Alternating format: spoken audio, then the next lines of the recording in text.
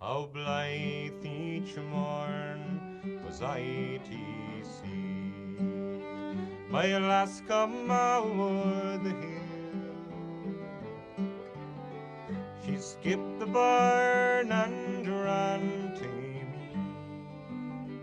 I met her away out well.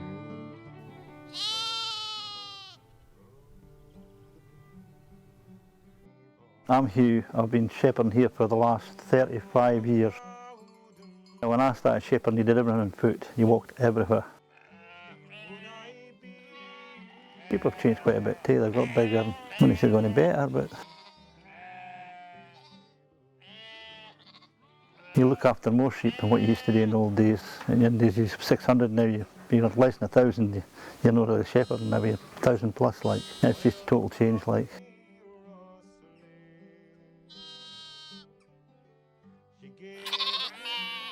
There's Swaledale ewes, black-faced ewes and mule ewes. We also lamb some mule hogs just to keep us busy. How did I become a shepherd? Just grew up that way. Well, when I was young, I was actually brought up in a dairy, but then my father was made redundant. He moved up to this area, and well, this area is just absolutely covered in sheep, so I just changed my dairy cows to sheep.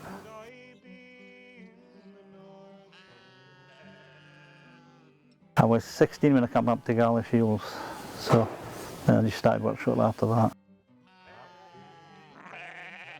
I come down to up to the southwest of Scotland. That's where I used to have dairy cows. I say we used to have milk cows, so hours didn't really bother me. Milking cows used to do that 365 days a year, and you work from dawn to dusk at that game, and it's the same with these things. You just work long hours and get on with it. When I was young, you never touched a sheep. Now they're all tagged, as you see. They've all got to be double tagged and recorded, where they've come from, where they've been, where they're going, and everyone's sent through to Scott EID to say, right, that's where they've been and going. You just got to keep on top of it on. You've got to keep messing records, everything's tagged or anything. So you know exactly what sheep's had and what it's done in its life. As you see, that sheep there's got 2 tags in its ear. One's electronic. You can just hit it with a scanner and you'll ken its number. Each sheep's got an individual number. On farm of birth, they're tagged to that farm. Because what these Swaledales are purchased, and so is the blackies, so they don't hold my flock number. Only that's born in this place is UK 562131, that's my flock number. So that's a lot of work, eh? Aye. Why do we breed them? The mules are for meat predominantly. We do sell some ewe lambs off them, but predominantly it's for meat. The black face is to produce the mule, cross it with the blue faced Leicester. We get mule lambs, hence the mule ewes.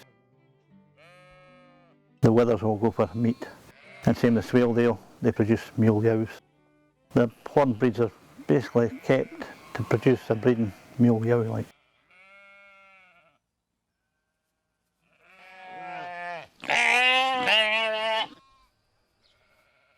Roughly the cycle of the year. We're lambing just now. Come May, all these lambs will need dosing for worms, and the ewes will get crutched. And then you move into June, you're moving into shearing time.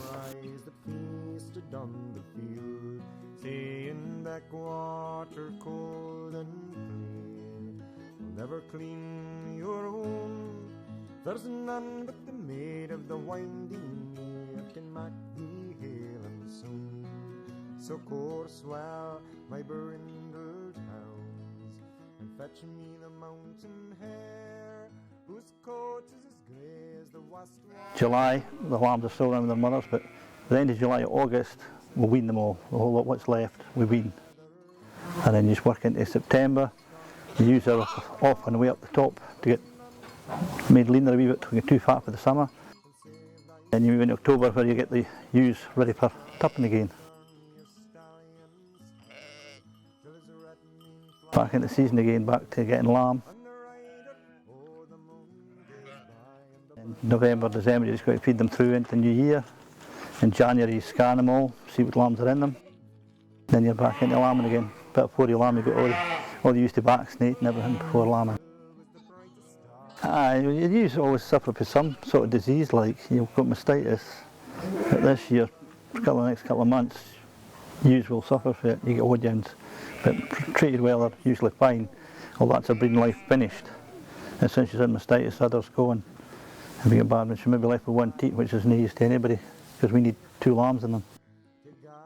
But in the whole, or if you get foot rot in them, or you're ruined, lame ewes, and ewes are actually vaccinated for foot rot, but they still get it. Like, there's a multitude of problems you get with them. Like, you can get anything at any time.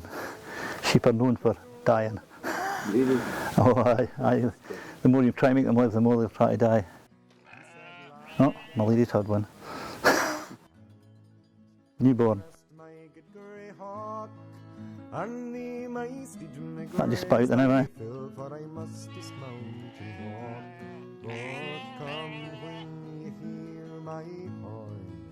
And answer swift in the call, for I fear if the sun shall arise this morning, you'll be served the best of all. And down to the water's brim is a born robin shield, and the golden rod he has cast in to see what the lake might yield. And what rose she from the lake, and the fasten feet gate she, one half the form of a maiden fair, with a jet black mare's body.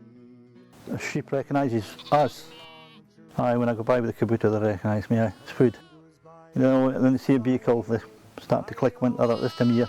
When they see me coming in the field of kabuta, they're liable to run towards me, because I think they're going to get fed.